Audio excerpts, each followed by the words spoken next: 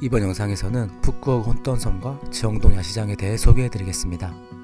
혼돈섬은 베트남 최남단에 위치한 섬입니다.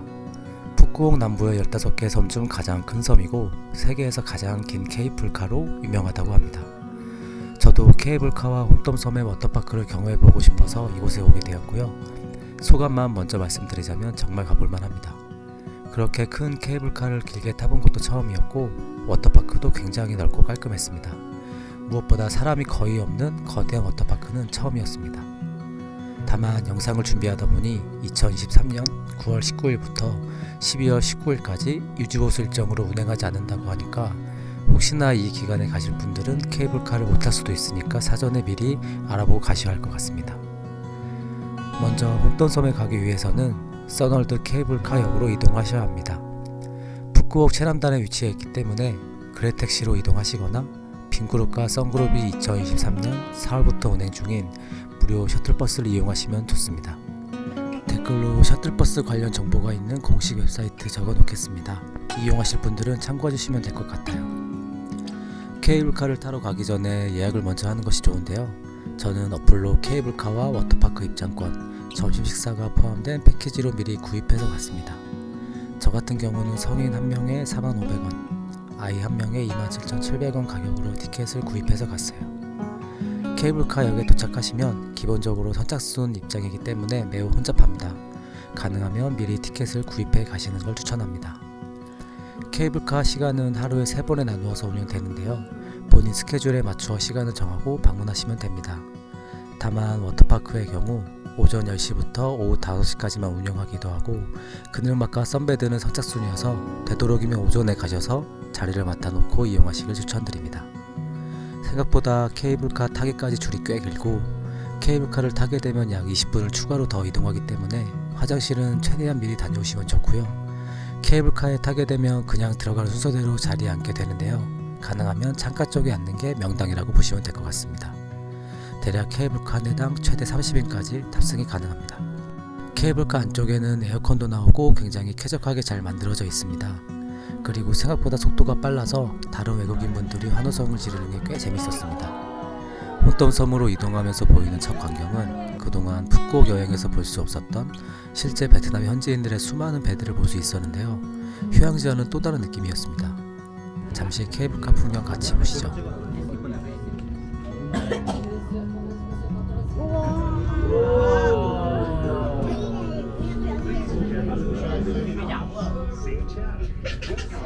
저기 뭐 내려가고 근데 물 진짜 맛있다.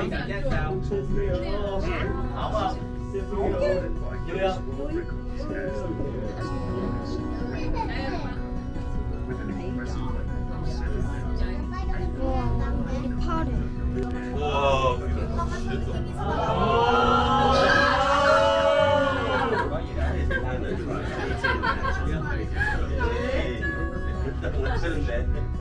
사람들이 다 똑같이. 대략 20여 분 정도가 되면 저 멀리 혼돈섬이 보입니다. 내리막이다 보니 속도가 점점 빨라지게 되어서 사람들의 환호성이 자주 터져 나옵니다. 아직 공사 중인 곳도 많이 보이는데요. 혼돈섬 자체가 써널드라는 그룹이 개발하는 관광지이고 푸꾸옥 남부 15개의 섬들 중에 가장 큰 섬이기 때문에 앞으로가 더 기대되는 혼돈섬입니다. 케이블카에서 내리고 계단을 내려가면 간단한 축하 공연도 볼 수 있고요. 애초에 워터파크 입장권이 같이 포함된 티켓이기 때문에 이제는 자유롭게 워터파크를 이용하시면 됩니다. 푸꾸옥에는 2개의 워터파크가 있는데요. 한 곳은 이전 영상에서 소개해드렸었던 북부의 비넌더스 테마파크, 또 한 곳은 이곳 혼돈섬 안에 있는 네이처파크입니다. 규모는 혼돈섬의 아쿠아토피아가 비넌더스에 있는 워터파크보다 더 큽니다. 입구에 들어서자마자 형형색색의 잉어떼들을 보실 수 있고요. 저희는 아이들이 놀 수 있는 키즈 워터파크 쪽으로 이동했습니다. 혼돈섬의 구역은 크게 성인용, 아동용 워터파크로 나누어져 있고 외곽에는 해변가로 이루어져 있어서 자유롭게 해변도 이용하실 수 있습니다. 입구에 라커룸이 있어서 짐이 많으신 분들은 여기에 짐을 맡기시고 이동하시면 편리하실 것 같습니다. 구명조끼의 경우에는 중간중간 이렇게 자유롭게 대여해 가시면 됩니다. 혼돈섬 안에 있는 네이처파크의 경우 전체적으로 과일 컨셉으로 컨셉핑을 했기 때문에 중간중간 귀여운 과일과 물고기들의 조형물을 보실 수 있습니다. 보통 한국에서는 워터파크에 사람이 너무 많아서 다소 힘든 측면이 있었는데 여기는 평일 낮이라 그런지 아직 안 알려져서 그런지 사람이 거의 없어서 너무 좋았습니다. 저희는 성인 쪽 워터파크 시설 쪽은 구경만 하고 키즈존에 있는 몽키비치라는 곳에 가서 오전 시간을 보냈는데요. 키즈용 워터파크 구역에서는 여기가 제일 괜찮았습니다.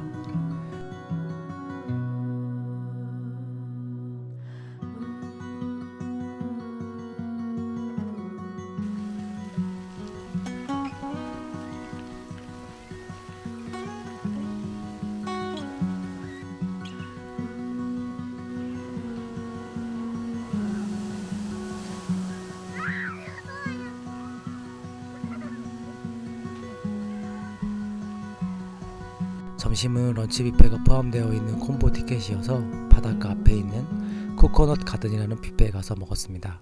전체적으로 요리도 다양하고 괜찮았어요. 예약을 안 했어도 그냥 바로 가서 식사하실 수 있고요. 가격은 성인 30만 동, 어린이 20만 동 정도입니다.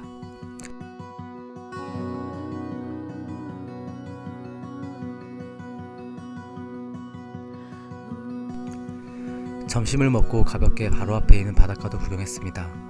워터파크와 바닷가가 이어져 있는 곳이 거의 없는데 이곳은 특이하게 바로 이어져 있어서 워터파크에서 물놀이 하다 바다로 가서 물놀이 하는 분들도 많이 있습니다. 좀 쉬다가 오후에는 지영동 야시장을 갔습니다. 야시장이라는 이름에 맞게 해가 졌는데도 굉장히 사람이 많아서 놀랐는데요. 가보신 분들은 알겠지만 입구에서부터 철판 아이스크림의 철판 두드리는 소리와 땅콩 냄새가 고소하게 퍼집니다. 지영동 야시장에서 가장 유명한 것은 크게 볶음 땅콩과 진주인데요. 길을 걷다 보면 호객꾼들이 너도 나도 제 손에 땅콩을 가득 쥐어줍니다. 한두 개는 가볍게 맛을 보는 정도로 먹으셔도 좋지만 손에서 손으로 옮기다 보니 제 생각에는 위생상 조금은 안 좋지 않을까 싶습니다. 지영동 야시장도 우리나라 시장과 비슷하게 여러 가지를 판매하고 있는데요. 확실히 해산물이 굉장히 다양하게 있습니다. 땅콩은 정말 어디서 사야 할지 모를 정도로 여기저기 많이 팝니다. 외국 관광객의 눈에는 어떤 땅콩을 사는 것이 좋을지 전혀 감이 안 오실 텐데요. 가격은 대부분 비슷하니까 마음에 드는 곳 아무데나 가서 구입하시거나 이따가 소개해드릴 킹콩마트에서 땅콩을 사시는 걸 추천드립니다. 큰 차이는 없을 것 같지만 거기서 파는 게 공식 제품이라고 합니다. 땅콩은 기본 볶음 땅콩과 치즈 맛, 카라멜 맛으로 사가는데요. 생각보다 맛있어서 받는 분들도 다 만족했었던 선물이었습니다. 가격도 손바닥만한 작은 통은 35,000동, 한국 돈으로 1,700원 정도니까 굉장히 저렴합니다. 지영동 야시장을 걷다 보면 중간중간 진주 액세서리 가게가 많이 보이는데요. 가격이 저렴한 걸로 유명합니다. 실제 진주이지만 모양이 일정하지 않아서 저렴하게 판매한다고 합니다. 진주 목걸이 하나에 대략 15만 동 정도이니까 한국 돈으로 약 8,000원 정도입니다. 야시장을 끝까지 다 구경하고 오는 길에 아이들 장난감과 진주 목걸이 몇 개를 구입했습니다. 중간중간 밤빵과 아이스크림도 간단하게 간식으로 먹었고요. 저녁 시간이 되어 가장 사람이 많은 식당에 가서 저녁을 먹었습니다.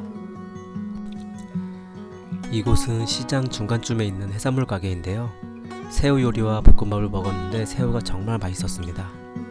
간단하게 식사를 하고 킹콩마트를 갔습니다. 우리나라의 일반적인 마트와 크게 다르지 않았고요. 베트남에서만 살 수 있는 몇 가지 과자와 선물용 간식 등을 구입했습니다.